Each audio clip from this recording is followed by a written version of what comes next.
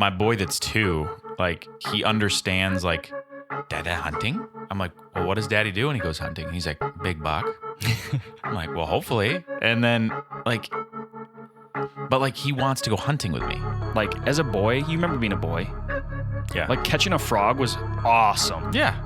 Like, think about killing a deer. Yeah. Like, that's like you were like, oh my, you can do that?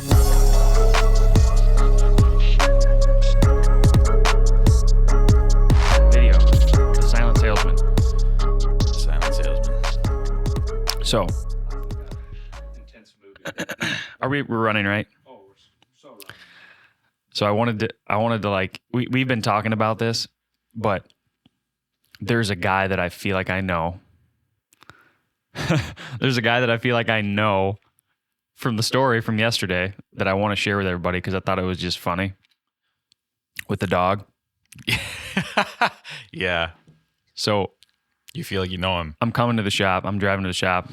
I give you a call and I was like, hey, I just saw like a fresh doe because I had driven in earlier in the morning. And it wasn't there. Wasn't there. Yeah.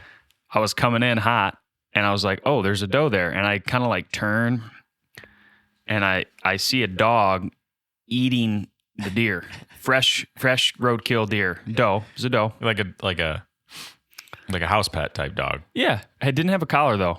And it was like this skinny, short-haired looking pit bull type dog. Yeah. It didn't look mean or anything, but like he was like ear deep, like biting at the hide, like trying to eat it. Looked kind of hungry. And like I stopped, rolled down the window, and the dog does one of these just kind of like, and he like licked his snout, and then he went right back to what he was doing. And he kind of had a little bit going on his face. And then so then I come back, and I called you and I told you what I had saw. Yeah. And I was like, it was just really cool. And then what happened?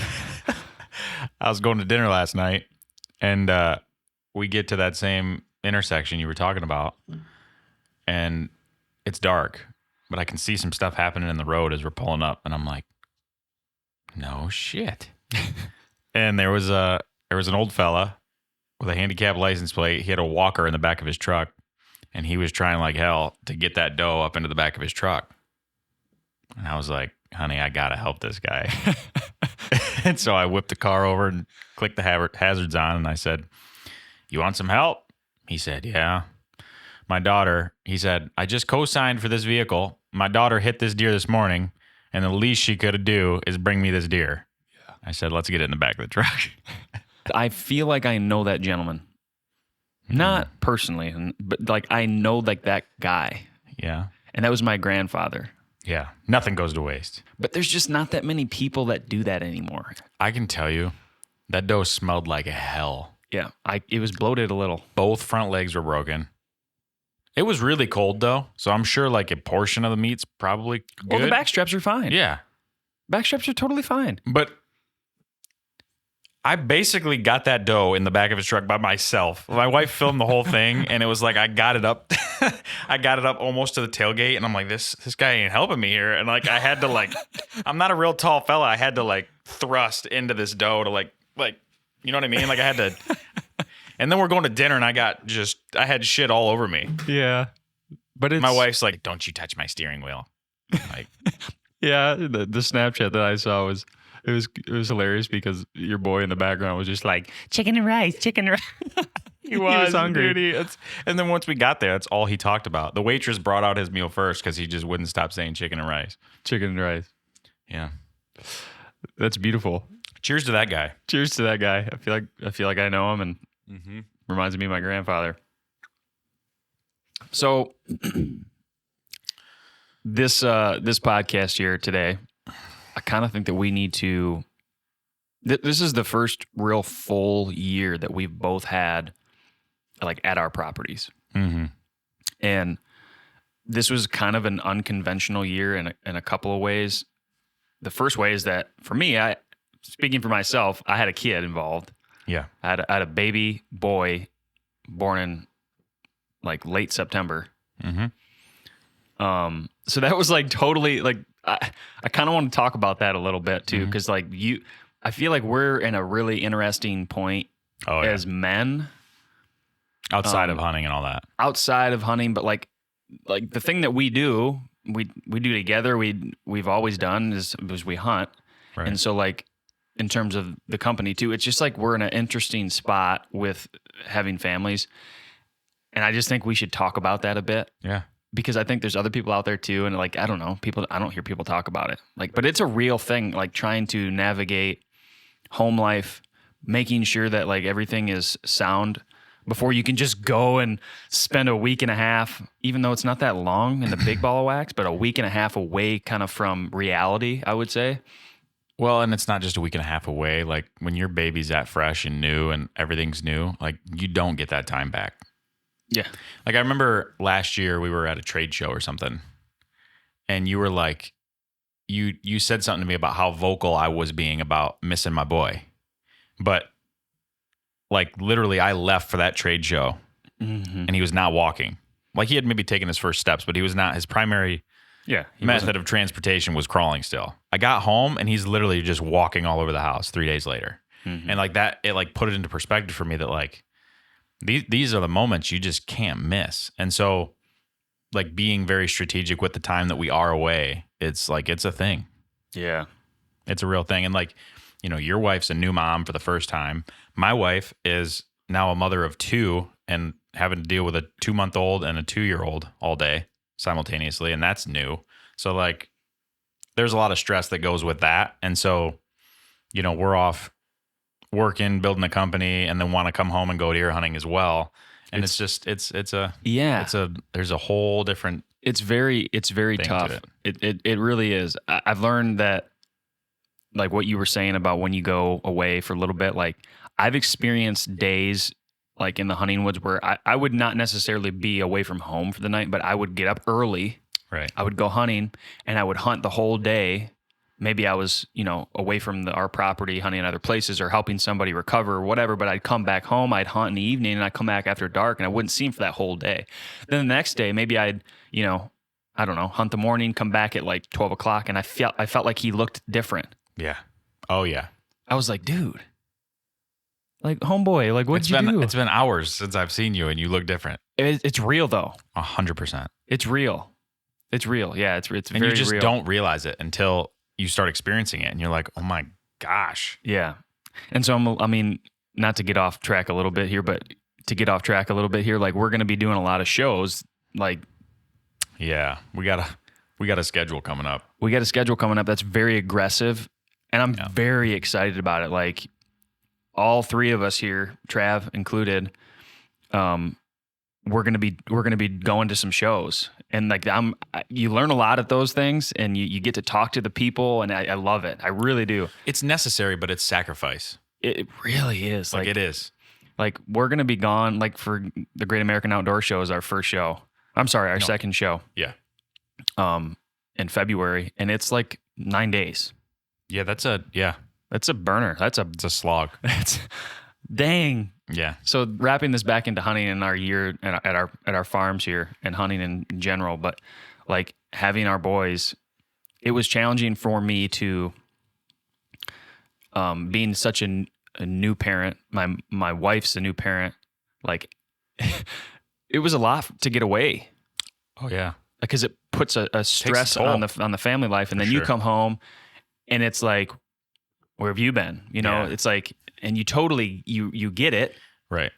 But it's like, we got a couple weeks here of like, and then we're going to be just thinking about it for the next year. So it's like, it was tough for me to figure out this happy medium of, and my wife, God bless her, she did the majority of the work. She pulled the load, pulled the plow, and I was out in the cattle just eating alfalfa, you know, in the cattle fields. It's tough, but it's like, it's a communication thing. And you're like, we're trying to see how far we can push it. But at the end of the day, like you don't want to miss out on those moments either. And so I don't know. I'm like, it's different because you've got like a fresh newborn essentially. I mean, 8 weeks, 7 weeks old, something couple like that. Months. Yeah. But my boy that's 2, like it's crazy how his brain works and the things he's starting to say and how many words he's stringing together, and like he understands like dada hunting. And then like I'm like, well, what does daddy do when he goes hunting? And he's like, big buck. I'm like, well, hopefully. And then like, but like he wants to go hunting with me. Yeah. Like he went and got his coat and his boots. So like this year I'm getting a box blind and I'm gonna put it in a spot that's like easy to get to. And when he's 3, we're gonna go hunting. Like we might not see anything. It's funny. I've had people say like, well, what if your boy doesn't like hunting? He's just around it. So like, I'm not like, I literally say there's 0% chance that he does not love hunting. right. It's not even like, as a boy, you remember being a boy? Yeah. Like catching a frog was awesome. yeah. Like think about killing a deer. Yeah. Like that's like you were like, oh my, you can do that? Like you can actually And then like and kill then, something. Like I remember like when you're a boy and you're like getting into hunting, like, I don't know, like your boy, he's just at that point, like you said, he's starting to get it a little. like he wants to go. Like, of course your boy's going to want to go hunting with you. Like when there's no question. It's like, it's so native. It's native. It's ingrained. It's in crazy. Men. I think all men. It's primal Yeah. Primal is the word. for sure. But like men in general, like I always tell people like who have never hunted, they're like, oh yeah, I think I'd like to get into that. Cause you know, that's the conversation you have when you go to a wedding. What do you do? Yeah. It's like, well, I've never really hunted. I always say like, you should go. love it. Yeah. You would like, there's no question that you would enjoy it. I mean, some people don't like to kill, but like just being out, like when you really get the opportunity to show what hunting is to another individual who's a male, Yeah. not in, just specifically a male though, like it's ingrained in your being. Yeah. That's how we got here. Right. Yeah. It's survival. Everybody's eaten deer before us. yeah. Everybody. Yeah. There's no, like, without deer, we wouldn't be where we are. Elk, bear, All of it. etc. Game animals. Yeah. Anyway, kind of went off on a tangent, but Yeah. So he's starting to understand it. When I shot a couple deer, like he came out and was like, picking up the rack and he was like touching the tongue and like he tried to give the deer a kiss. yeah, he wouldn't like hug it. He kind of, Trav took these awesome photos of me and Awesome. Rhett, and my wife framed a couple of them, and Rhett took it up to his room. It's Posted out. It's just on his dresser. Just him gripping and grinning. And it's like, yeah. So it's like, I don't know. You and I have met guys in this industry that it's very clear that deer hunting is the only thing that matters to them. And it's also very clear what that does to the family life. I'm super content and cool with not shooting giant deer at the expense of like a relationship with my family. Yeah, it's very critical that Like, what can I do with the time that I've got? But like priority and like, I'm not going to miss that. yeah. Like, it's just it. It's true, and I think that I don't know. I think we have the right perspective Yeah. in the stage of fatherhood that we are, It's kind of like this. because Like, you see people miss the boat a little bit, yeah. and that's can be sad. You can't get that back. You can't. Those years don't come back. So it's like, let's do the hunting we can do, kill the deer we can kill with the time we have, learn the lessons now. But I kind of figure like someday, like I'm going to stay in good shape. Someday I'm going to be an empty nester. My kids are going to be away doing life. My wife's going to have a hobby. And I'm going to go deer hunt and be able to like, you know what I mean? God willing. God willing. I think this balance. conversation is like, I don't know. It's a real thing. And like, it was a big part of my year of how did this year go? Because Yeah. I'm in that reflection phase. And that's what I want this podcast to kind of, the remainder of it to be is like this, like, Yeah. how did you think that the hunting season was going to go? Versus how did it go? And then how did it go? And like, what are your reflections? What are the things that were really great? What are the things that were just not so great? What are the things that surprised you? What are the things that you want to improve upon? What are the things that you want to change habitat wise? What are some of the, like, that's kind of where I've been. I'll be honest with you. Like, I've been struggling in a big way in terms of how? like, we talked on the last podcast. The last podcast was a banger. It was a long one. It was a long, but like a full breakdown of the encounters. Right. And the kills and the near misses and the failures. And like there was video footage shown of each of those, it was a really good one. You should go back and watch that. Honestly, like that was one of my favorite podcasts that we've done in terms of like the full production of it. Right. And Trav, thumbs up. Yeah. So go watch that. But like, this is kind of the tail end of that wrapping up. Like, I mean, it's November 29th. Yep. So it's like the woods has changed. It really has.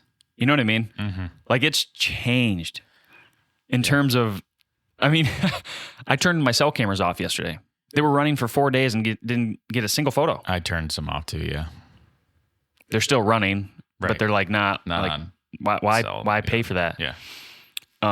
But back to what I was saying, I'm struggling. Like I'm not getting over like these misses. Mm-hmm. And, I had some missed opportunities, like big missed opportunities on some good animals. Yeah. And I don't know, I'm just not able to just get it off because it's not something in my mind that is, I view this like this hunting season, like it's a season. It's like I used to play college basketball, Mm-hmm. and like whether or not you like ball was life, you would go to practice every day and you would like chalk up a day. Okay, I spent 4.5 hours total today of my day between classes dedicated to basketball, whether that be stretching, getting taped up, going to video, all this stuff that incorporates practice, 2-hour long practice. You don't get home until like 4 hours. Mm-hmm. And then you go and have this season and you like, it's like you can't not take it seriously. Right. That's how I feel about hunting. We do this like The preparation. it's like this huge buildup, yeah. and then you get like a layup. That's kind of how I look at it. Like, oh, there's like a fast break layup, and then you brick. You know what I mean? That's kind of how I'm at, and like I'm not just able to be like, oh yeah, like because I've had people be like, it's you'll get another opportunity. It'll be fine. I mean, it's no big deal. Yeah. Like it's way more than that to me. It's like way more than that, and I'm just not able to shake the.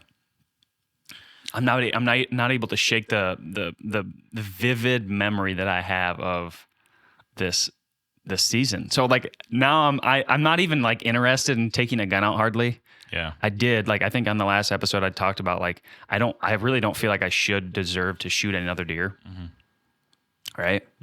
I don't feel like I know I killed 2 bucks. So why should I go and try and shoot a third? But there's one deer that I talked about. It's got an arrow lodged in its spine. Like that'd be a good one to shoot. Like, and I just can't even get myself like I don't know.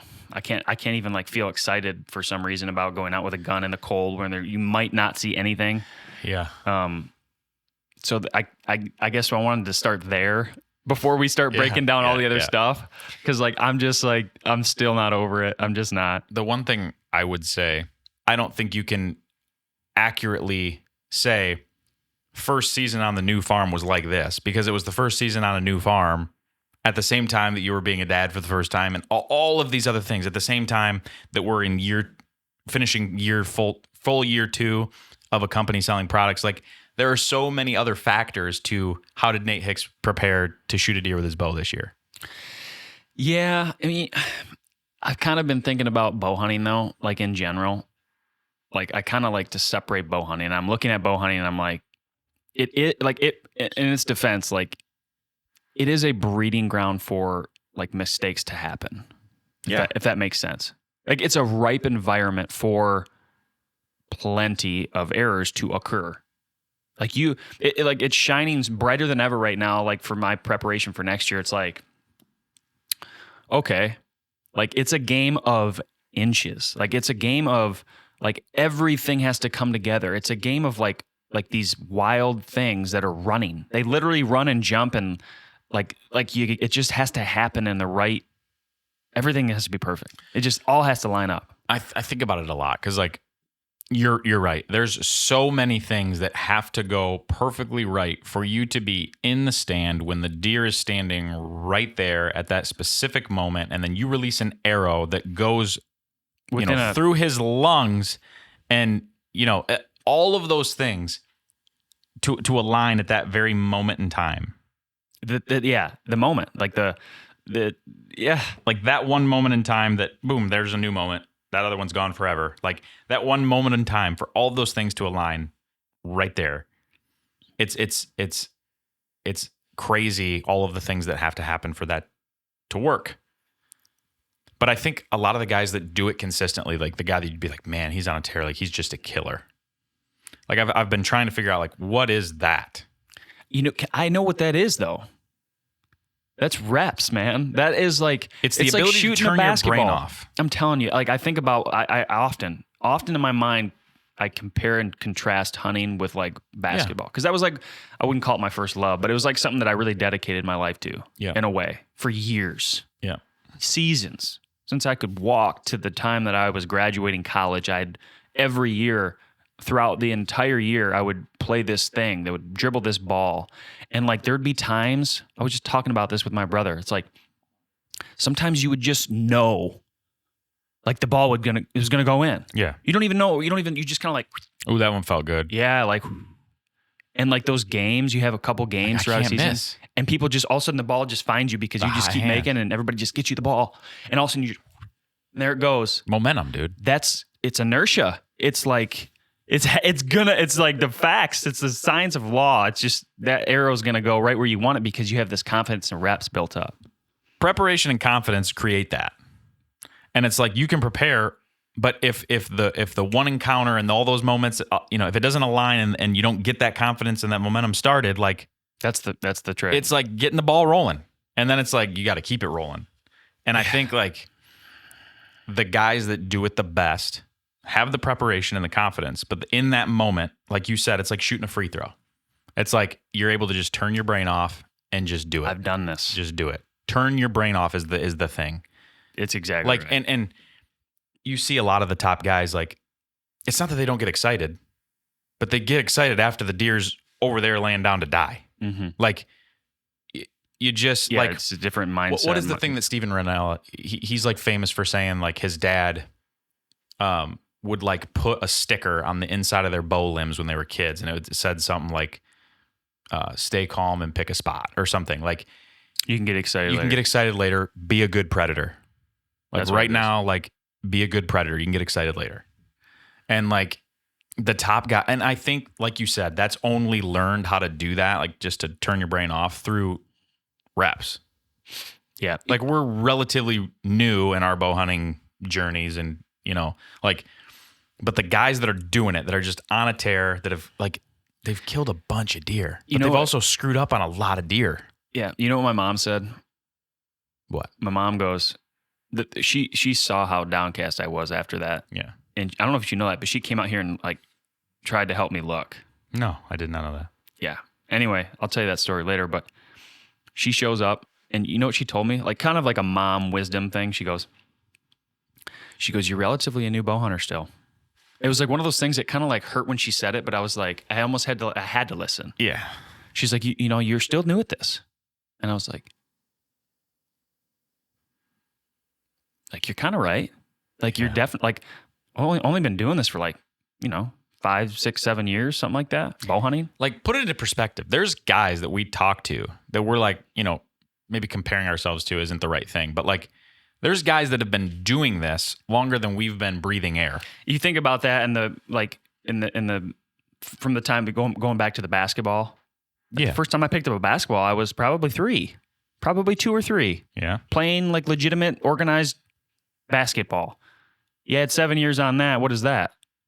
10. Like you're shitty at basketball at 10. Yeah. Like you're just figuring out how to dribble still. But then when you're 17, 18, 19, 20. So I don't know. Maybe my expectations are, but I was just, we went off on this beautiful tangent. I think it's beautiful, but like back to like, I really do want to dissect like our, what we kind of expected the season to look like versus what happened and like talk about some property things. But in terms of like that first thing I said, like I'm not able to shake this. Yeah. I'm going to come out on the other end better. There's no doubt. Yeah. And I'm taking a lot of these things and I'm noting them. I have a journal. I have a painted arrow journal. Yeah. We have them for sale on the website, actually. Have one of those. And I like write things in it. And like I wrote a thing on Thanksgiving Day where I was like talking about all the things I was thankful for. And then I went, all of a sudden I got on this tangent of like missed a couple of deer, like I hadn't done it in a while. And I like poured out a little bit of like kind of what I was just sharing of like next year's going to be different. Like I'm going to prepare better. Like I'm just going to have to dig in. Cause it's like, I'm not going to just do nothing and just do the same things. Like I'm going to try and improve. So, Yeah. So we're just going to turn a little bit the conversation. So Dev, I'm going to ask you the question first. Like, this is the first full season, right? You had a half of you didn't get the full spectrum. You didn't get to prepare last year. You moved into the property at a different time. What was like drastically noticeable? Maybe not different, but just like noticeable at the end versus like kind of when you started. Is there anything like sticks out? I didn't even hunt enough times out here to have any like initial theories that I wanted to come into this year and prove. But I spent a massive chunk of the off season putting in a trail system and putting in a food source and hanging sets. And so like the deer reacted a specific way to the food plot I put in. But I can't say how different that was from last year because I only hunted out here 3 times last year. The amount of work that I did out here this year took away from the amount of work that I did at the Crickwoods, the other property. Like I didn't do a thing out there this year. I didn't even plan a food plot. And it's been, I think the last 3 years prior to that I had, and then there was a year before that I didn't. So this was kind of like a trial. Like I'm real busy at the home place this year. I'm just going to try not planting out there and just let that grow up this year and see what kind of effect that has. Like it definitely had an effect on the number of deer that were in that area. Like I would agree. In the same time frame, like in the same time frame that you would expect a big buck to be in there were big bucks in there. But they just weren't as frequent. Like the food kind of slipping through. Like the food plot created doe family groups that bedded close. Oh yeah, and that attracted more bucks. It's very simple. Yeah, that's exactly what it was. So especially the way that thicket line lays compared to that food plot. Yeah, they were stacked in there, and it was like be different, like a parade coming out of that thicket. But it was different doe family groups. Yeah, you know what I mean. And you could almost see it in the waves that they would come out, especially in this time of year. I remember we hunted last year, like in this later time of the season. We'd see December, like 30 does. Doe family group, every 5 minutes. And it was just like, wow, whoa, dang. Like you get to 20 deer and it's like, that's why these bucks are in there in the rut, because they're just stacked in. Yeah. So this year, the difference was not as many doe groups were calling it home. And so their early season, when it was like drier and the cover was still good, there were a couple bucks that were like calling it home and bedding in there. But the overall deer density like was just way down in terms of like my little spot there. Do you think that more mature buck, he was one of the more mature bucks that you've had in there in a while, right? Yeah, for sure. Do you think the fact that food plot wasn't there and the fact that there wasn't as many does really in there allowed and encouraged a more mature end type high-end buck to come in that area and be like, oh, okay, there's not a ton of does bedding in here. There's not a ton of deer coming in and getting in my area, bedding in my spot. Like, do you think that maybe had a correlation to why that bigger, more mature deer was in there? You think that was just like, I don't know, something that happened? No, I think that can be part of it because people do talk about how, buck's going to bed a different place than where all the does are going to bed. But I think it had more to do with that literally I killed last year, November 15th, went in one time in June to Hague cameras and then didn't go until season. Like there was nobody was out there for, nearly a full year. I think that had a lot more to do with it is like, I just didn't go in there. But I do think the lack of does in the area probably had something to do with where he was bedding. But I think I would have seen a lot more of him come deer season if the food plot was there. Mm-hmm. because there'd be more does and he'd be checking them early and all that stuff. Mm-hmm. So I will put in a food plot again next year there, but I might architect it a little bit differently than I have historically. Yeah. But I'm only going to be able to do that because I got a lot of like the original housekeeping things done out at my home place, and I still do have like some big tasks for 2024 out here. But I guess wrapping it back to your question, like what did I learn? Like at my home farm, I learned that the two spots that I suspected deer were bedding, like they just are. Like it's very clear. And then I think it's well documented, but I made a food plot kind of, I guess it would be like a trapezoid almost, but there's a diagonal edge of this food plot that essentially is the diagonal line that would connect bedding area 1 to bedding area 2. And it's, I mean, you saw it, like the deer come out and walk that edge to the cover, to the next, to the next patch of timber. And it's like, that just, it did what I thought it would do.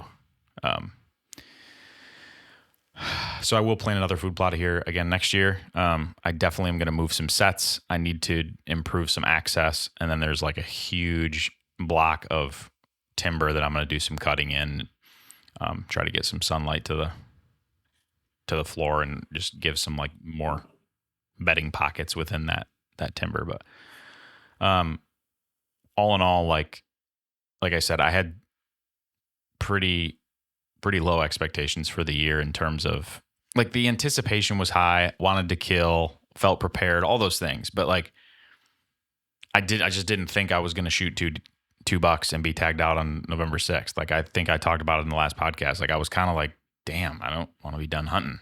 I'm also kind of like, I got so wrapped up in one specific deer too. And like, I don't know. I just started thinking more about like, it's just a deer. Like back to the whole family thing. Like it's just a deer. Like I'll go deer hunting when I can, try to make the opportunities count when they present themselves. But like, I don't know. It's just a damn deer. Yeah. That's kind of the theme that I ended with in my mind this year. I don't know if I answered your question. No, you did. I just, this is a reflection time. You know what I mean? Yeah. And that's, I like what you said about, I'm excited for the Crickwoods OG. Yeah. I'm excited for that. I think there's opportunity to adjust some things like you were saying, but like, especially here, like it's hard to be upset with how your season went. Right. And I'm not. Like, to be very clear, like I'm pumped. I know, but like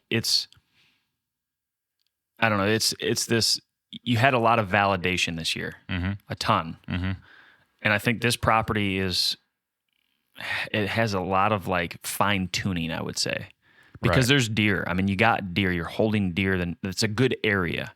Yeah. The density's high, but I do think that like fine tuning some things, like doing some little cutting things can make a big difference. I think so too. And like, especially we're talking more, specifically, but like your pine the pine forest that we were going to do some hinge cutting in and kind of making some bedding pockets. Like, I think that's going to make a big difference. I think it will too. And, there's another spot that this year was a big open grassy field that actually sits behind the house. Like one of the big things that I'm doing is I'm putting in a wall of miscanthus. Yeah. Miscanthus takes I think 3 years to reach the maturity of like 14 or 12 foot tall or whatever it is. So next year I'm going to plant it, or I'm sorry, this spring, I guess I'm going to plant it, but I'm going to plant the back half of that field in corn. And then eventually once the miscanthus gets to, the height, I think in the years following, I'm going to try some beans and stuff back there. But this next year I'm going to do the miscanthus and then I'm going to do corn just to try to give that cover. It'll be a food source as well, but like we are going to document that. Yeah. We are going to document that. We're going to show what it looks like. Yeah. We're going to show the whole spring transformation of tilling and whatever is inquired in doing that. We're gonna document that because it's gonna be such a cool, like that spot is very filmable too. Like we can get in there and show the entire area. It's a micro area that we're going to transform. Like I said, it's right behind the house, but it's flanked by thick cover. And so already, even though it's just an open grassy field, mature bucks have been seen just popping out of that thick stuff, and they'll be standing in the backyard. They don't love like looking up and seeing the house and being out in the open, so they make kind of quick work of getting through there. But if they get out into that area and then there's just a wall of cover that gives them like a little bit of security from like visibility to the house, and there's food back It's there, a heck of a pinch, dude. it's going to be it's going to be an easy spot to like just climb up in the backside and hunt. And like during the right time, it's going to be sweet. Yeah. We're going to document that because it's a perfect spot to show. Yeah. It's a small, Like a before and after, really. oh yeah, but like we're going to show that. Yeah. We are going to document a lot of habitat transformation things this spring, summer. Yep. And then I had another spot that was like an overgrown briar patch that we bush hogged and seeded heavily in clover. That started to come in pretty good, right as fall kicked in. So this spring I'll keep mowing that, and I really hope that like continues to take over. If I need to seed that again or frost seed it or something, I will. But I want that to like continue to become just a thick clover patch. Is there anything else that really sticks out as you're kind of post-season recapping? Anything about gear? Anything about anything that I'm missing here? I mean, if I were to reflect, I mean, I think we talked about goals, right? Like, I don't remember exactly what I said, but I think it was probably related to wanting to shoot a 3-year-old with my bow. I ended up shooting what we think is 2 3-year-olds with my bow. The second one, was a tricky one for me. I think I talked about that too, but I kept like trying to judge him based on his rack size and that kind of thing. And like I passed him a handful of times before he ended up coming back through, and I shot him. And then we walked up on that deer, and he was just like huge body. And so for me, like put the scoring of a deer and all that aside, like that was validation for me when we walked up, and I'm like, man, that's a big bodied, like older deer. Like, and they're both at the taxidermist, so I am going to get an age back on them. So if like, I think there's a slim chance one of them might be older than 3 or whatever. I don't know. Like I'm curious to find that out. But it was validation for me, like walking up, seeing the body, and it's like, yeah, like in that moment, I made the decision to do that. And that like, we've all had the issue of like ground shrinkage, and you walk up and it's like, shoot, that deer's a lot smaller than I thought he was. And and I was glad to walk up and see a big bodied deer that like validated that I made the right call. I do think like based on I guess I'll make this my final like reflection thought.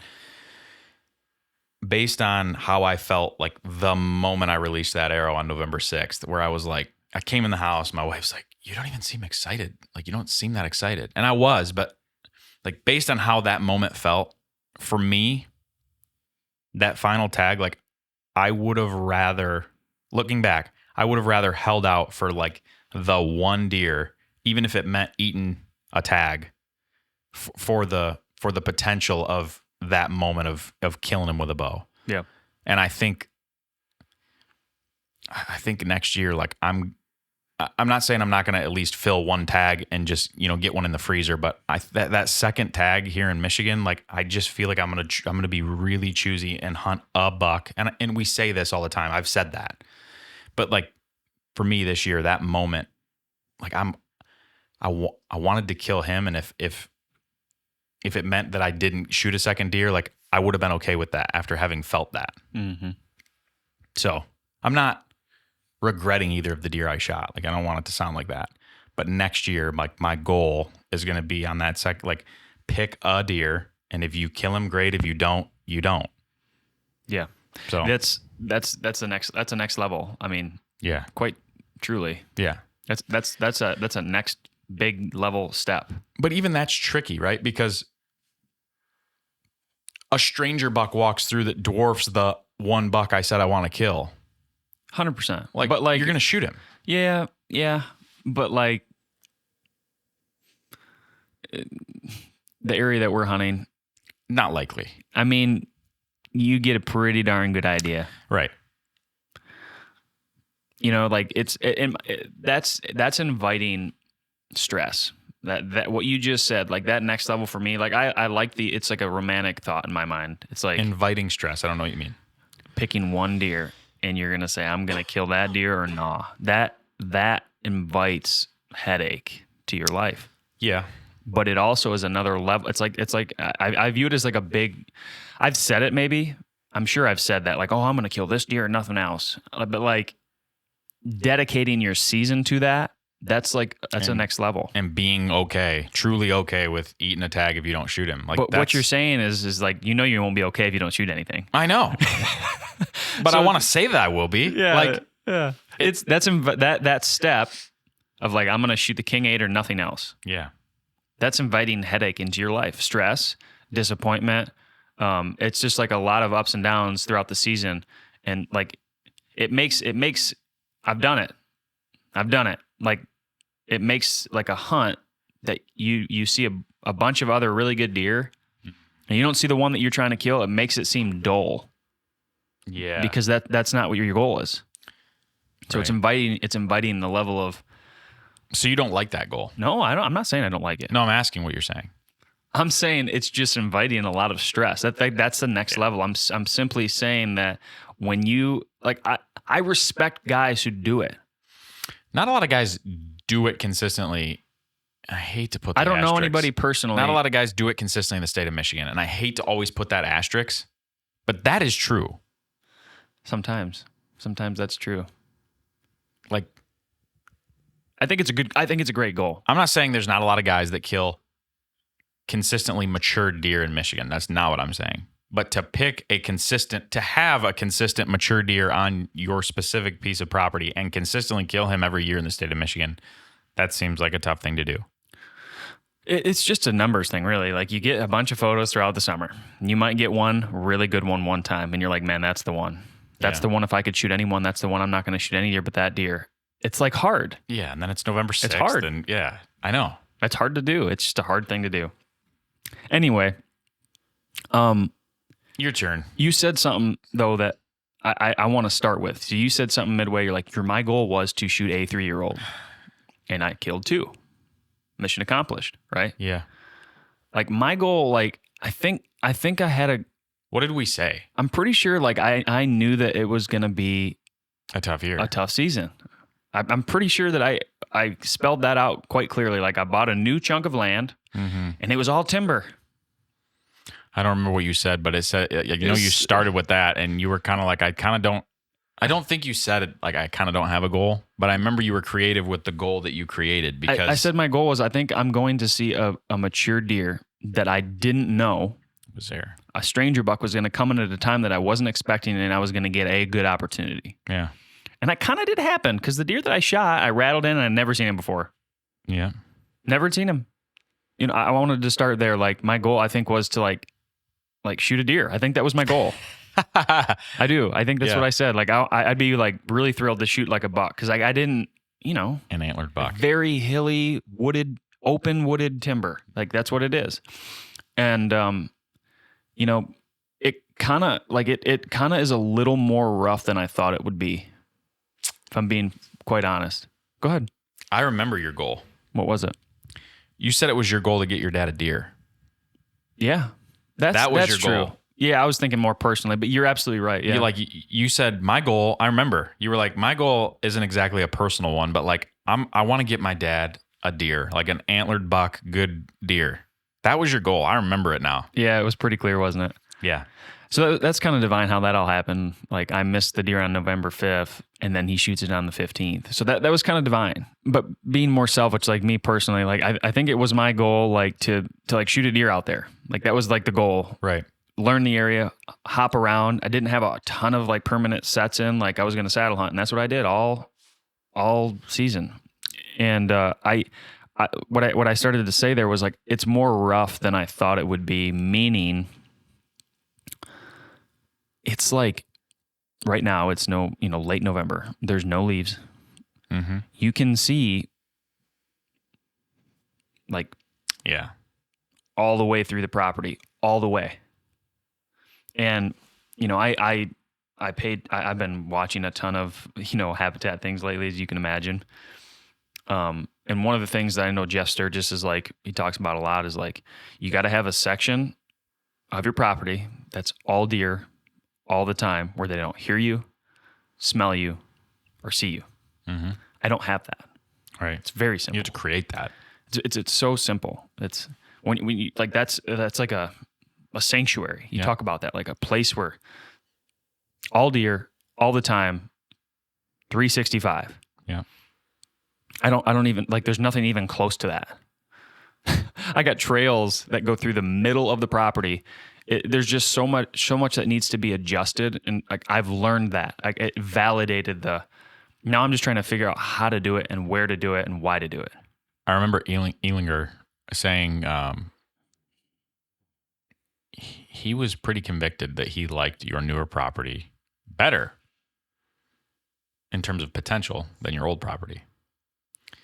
However, I do think he said initially it's going to be a lot harder hunting, because he said, and I think you talked about it too, with your older property being primarily open with some hedgerows cutting through it, the travel of the deer a lot more predictable because they're traveling edge. Mm-hmm. Primarily. When you have a sea of timber, like it's a scatter plot of trails all through the same stuff.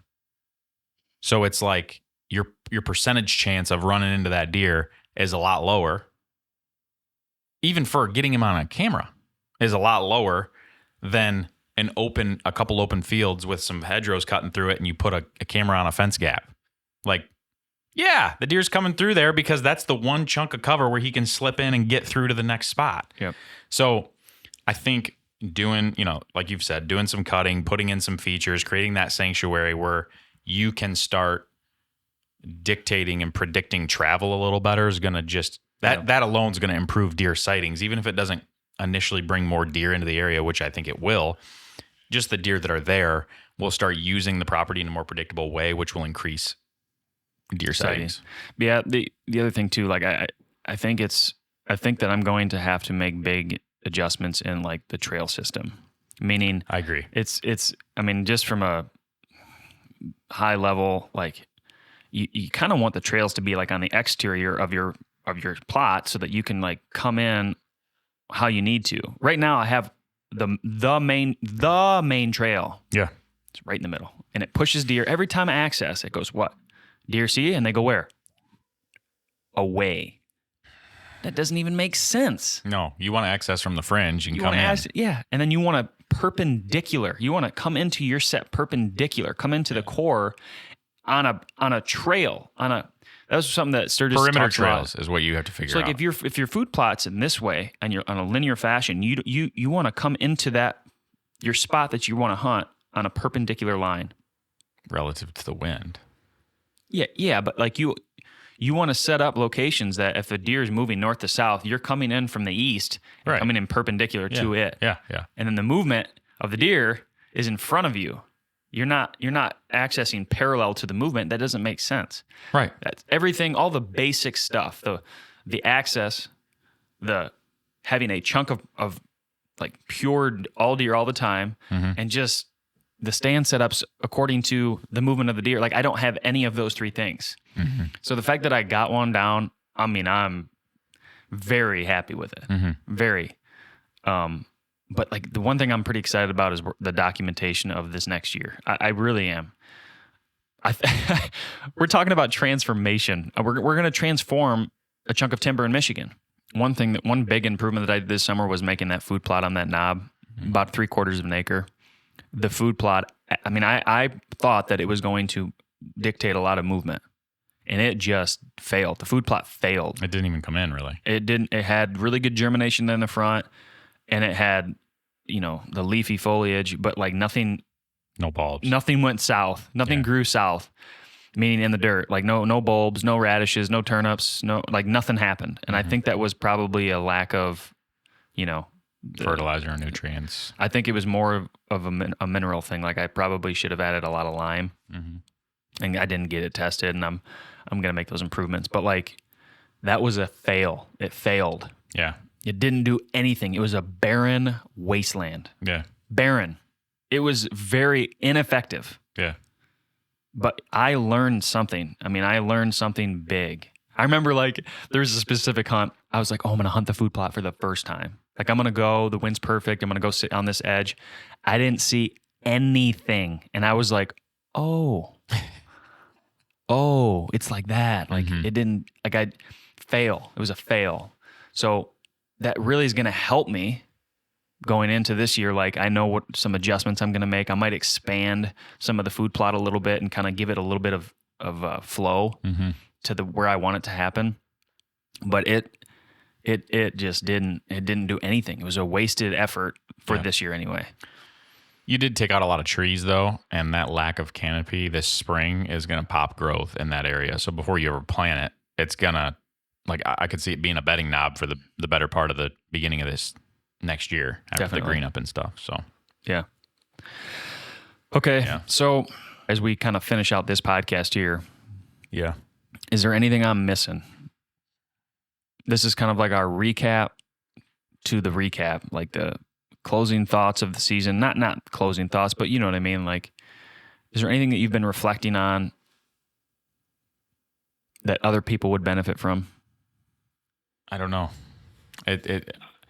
I'm like grateful for the season, but like I talked about in the last podcast, I'm just already thinking about next year. And as exciting as that is, it also like concerns me a little. Like, what's next? Like seconds after it's over, what's next? And I like that. I do. Like, I love, it's the chase. That's what we do. But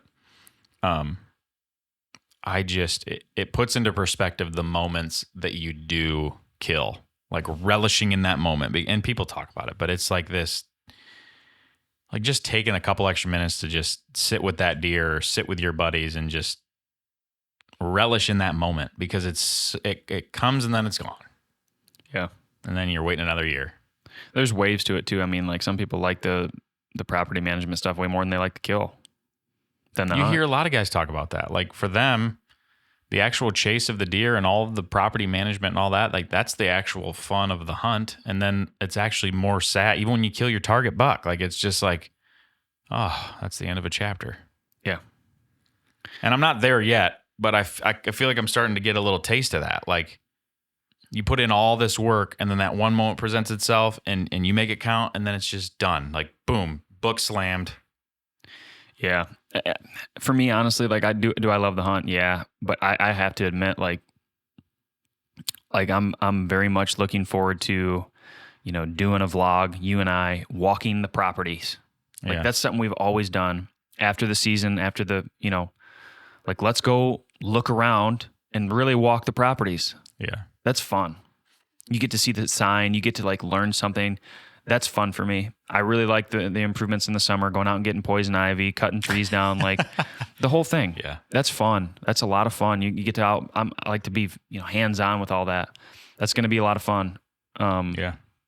It's waves. There's waves to the season, just like basketball. Sometimes you're you're doing the PT, you're doing the weightlifting, you're doing the summer ball. Like you're kind. It's just, there's waves to it. Then you get to the season, then you get to the grind, then you get to the fourth quarter, and then you get your opportunity to miss a layup, Yeah. Yeah. Anyway, couple quick announcements. We're going to kind of get back to bringing guests in and doing that one hunt episodes. Pumped about that. We got some guests that we've been lining up. You've been out there killing. It's going to be good. It's going to be really, really cool. We're going to have guests right here. We're going to be bringing them in from across the country to share stories about the best hunt they've had. Mm-hmm. For whatever reason, the most memorable hunt. They're going to come in and share that. We have a couple guests lined up, maybe next week, maybe the following. So definitely stay tuned in for that. And then finally, we kind of been talking about it, but like, we're going to be doing a ton of more content on our YouTube throughout this summer. And I'm excited about that. We have an opportunity to grow on our YouTube page and just show what we're doing daily. And that's going to be something we're going to be doing. Yeah. This podcast too. Like, that's up there now. Absolutely. Yeah. Just a lot. Shows. And I was going to end with that, with the show season. So I can kind of remember them all. I'm probably not going to, line through them right this second, but we're getting into show season. So as soon as we hit January, we start traveling. Yeah. January, February, March, and a little bit of April, we're going to be traveling to shows. So we will come out probably in the next couple episodes, maybe, and like share the the show schedule. Yeah. And if you're going to be in the area, if we're coming to your neck of the woods, we want to meet you. Like, that's very cool for us. Absolutely. Maybe you use the product, maybe you have some feedback, maybe you, whatever. Yeah. Want to share a hunt, we would love that. So all that to say, thanks for listening to this episode, guys. We really appreciate it. If you want to get in touch with us, we have a contact tab on the website, paintedarrowoutdoors.com, and you can reach out to us at any time, share some thoughts, feedback about something we said. We would love to hear that. So anything else, Dev? Right on. All right. Thanks, everybody, for listening. We'll catch you on the next one. See ya.